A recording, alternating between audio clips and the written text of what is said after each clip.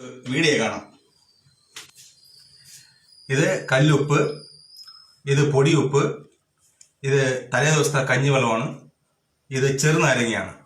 നമുക്ക് ആദ്യം ചെറുനാരങ്ങ ഒന്ന് ഇതിലേക്ക് പിഴിയാം.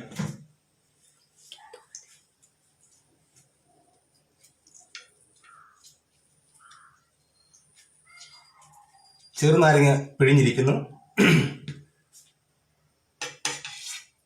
എന്നിട്ട് അതിലേക്ക് 2 സ്പൂൺ തലേ ദിവസത്തെ കഞ്ഞിവെള്ളം, ഇന്നലത്തെ കഞ്ഞിവെള്ളമാണ്, രാവിലെ ഇപ്പം എടുത്തതാണ്. തലേ ദിവസത്തെ 2 സ്പൂൺ കഞ്ഞിവെള്ളം ഇതിലേക്ക് ഒഴിക്കുന്നു. ഇത് നന്നായിട്ടൊന്ന് മിക്സ് ചെയ്യണം.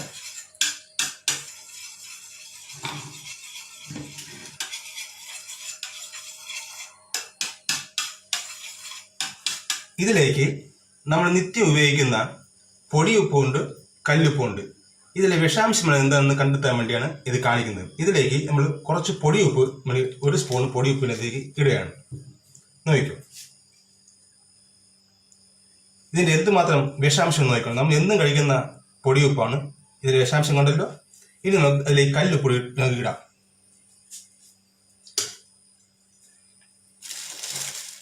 ഒരു സ്പൂണ് കല്ലുപ്പൊടി ഇതിലേക്ക് ഇടുകയാണ്.